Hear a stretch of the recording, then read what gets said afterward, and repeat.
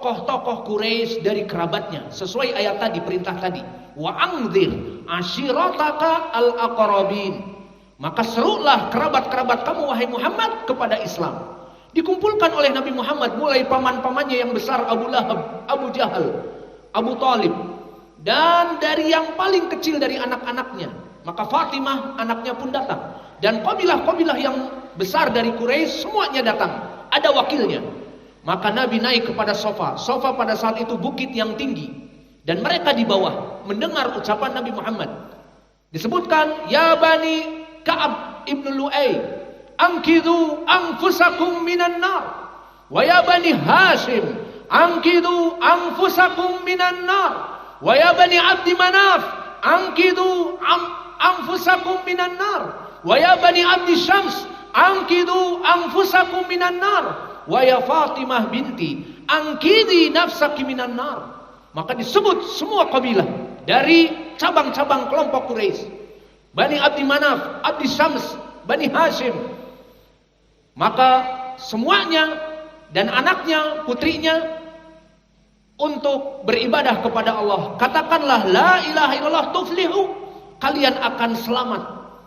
Maka mulai pada saat itu dia memproklamirkan sebagai nabi, utusan Allah yang membawa tauhid. Maka lihat bagaimana cobaan dari Allah. Orang yang mengajak kepada kebaikan akan dicoba. Orang yang mengatakan keimanan akan dicoba.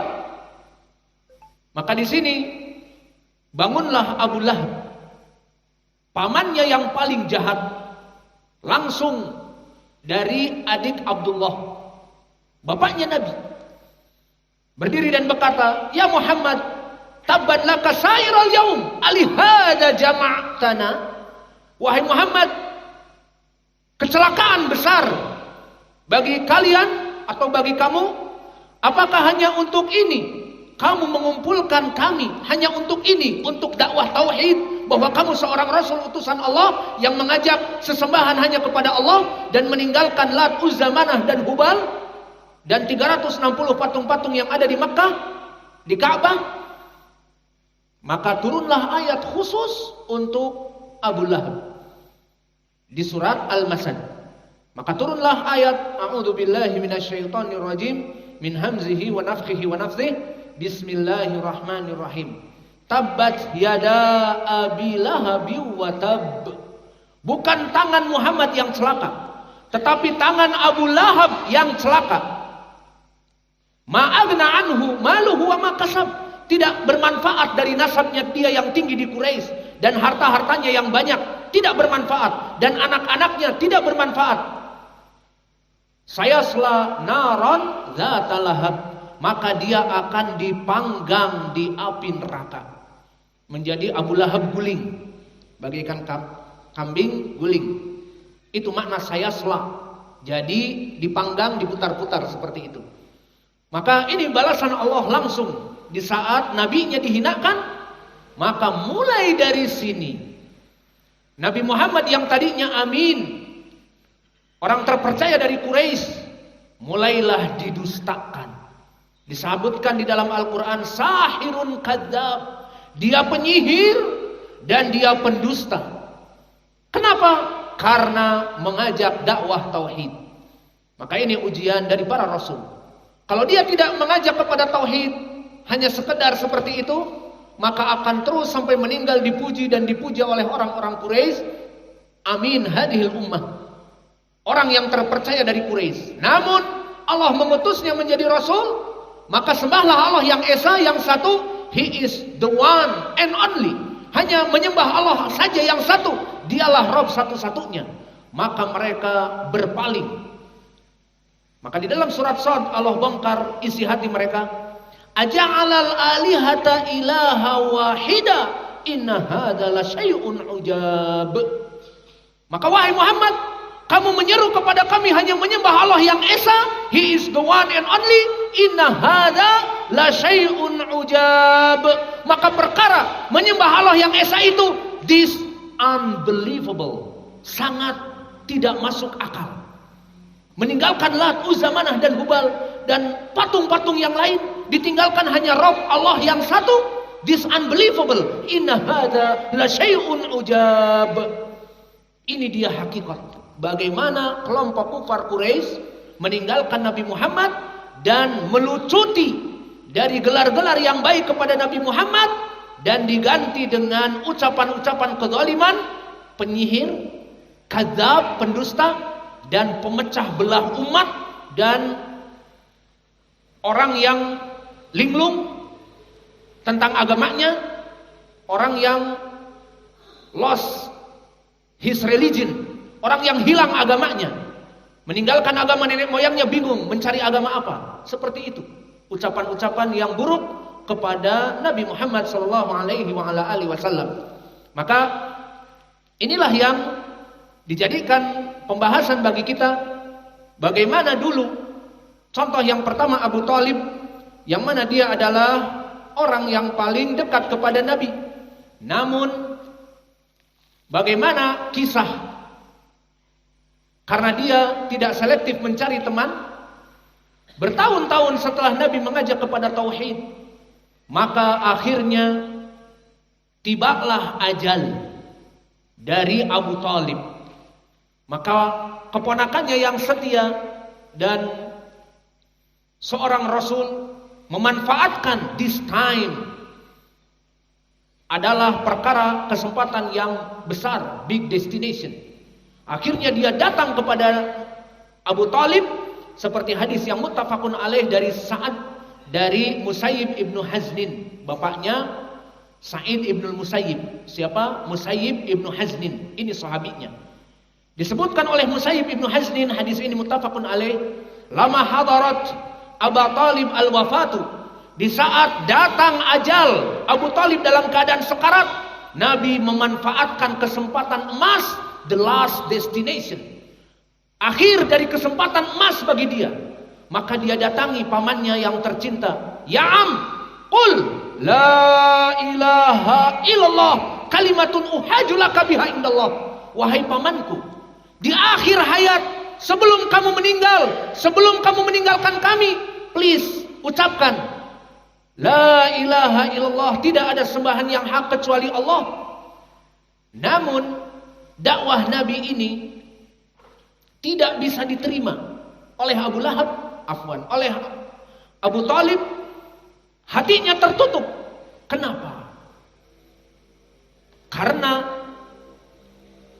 di sebelahnya ada Abu Jahal dan Abdullah ibnu Abi Umayyah ibnul Mughirah. Yang keduanya pada saat itu gembong Quraisy, mengajak kepada kesyirikan. Maka Abu Thalib terbayang dalam keadaan sekarat, datang Nabi Muhammad keponakannya mendakwahkan la ilaha illallah, di sampingnya gembong-gembong Quraisy yang mengajak kepada kesyirikan, kepada penyembahan berhala. Maka bagaimana hidayah bisa masuk? Dia salah memilih teman. Akhirnya diulang oleh Nabi, qul la ilaha illallah kalimatun uhajulaka biha indallah. Dikatakan oleh Abu Jahal dan Abdullah bin Abi Umayyah, kalimat yang solidarnos. Lihat bagaimana. Ya Abu Thalib, ataraghabu an millata Abdul Muttalib. Wahai Abu Thalib, apakah kamu mendengar ucapan Muhammad dan akan meninggalkan agama kita, agama teman baik kita, the old friend, teman akrab nih, agama kita, dan meninggalkan agama nenek moyang di penghujung hayatmu, dan dulu kamu duduk bersama kami, menjadi terkenal di Quraisy bersama kami, kemudian mengikuti agama keponakan kamu yang baru. Ini ucapan solidarnos, ucapan brotherhood yang mengajak menyeret kepada keburukan, ucapan-ucapan teman-teman yang mengajak kepada keburukan. Maka akhirnya Abu Thalib tidak bisa mengucapkan la ilaha illallah. Padahal orang tercintanya adalah keponakannya Rasulullah, utusan Allah. Namun Allah menutup hidayah. Kenapa? Karena mujalasatun su, dari bad effect, dia salah mencari teman. Maka akhirnya masuk ucapan-ucapan solidarnos di ujung hayatnya. Akhirnya ya sudah, aku bersama kalian. Disebutkan di ujung ayat, Fa'aba an yaqula la ilaha illallah. Enggan untuk mengucapkan la ilaha illallah. Maka matilah Abu Talib dalam keadaan kesyirikan. Maka Nabi menangis dan turun ayat, innaka la tahdi man ahbabt walakinallaha yahdi man yasha. Wahai Muhammad, kamu tidak akan pernah mampu untuk memberikan hidayah kepada siapapun. Maka hidayah itu adalah tauqifiyah, dan hidayah itu bukan nepotisme.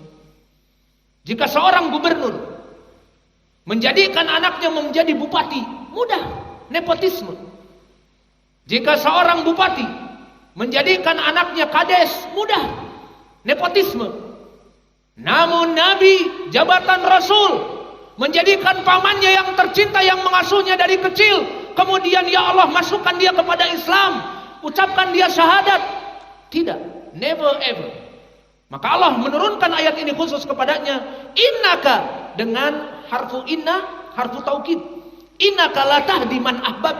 Sesungguhnya pasti wahai Muhammad, kamu tidak akan mampu untuk memberikan hidayah kepada siapapun, bahkan kepada pamanmu yang tercinta. Walakinallaha yahdi may yasha, namun Allah memberikan hidayah kepada siapa yang diinginkan. Bilal ibn Rabah dari Afrika, yang rasnya beda dengan Nabi, bukan Arab, mendapat hidayah. Salman Al-Farisi dari Iran, bukan Arab, dari Iran sekarang, diberikan hidayah. Namun pamannya tercinta yang hidup bertetanggaan dengan Nabi, maka Allah tidak memberikan hidayah kepadanya. Ini karena apa? Tidak selektif mencari teman.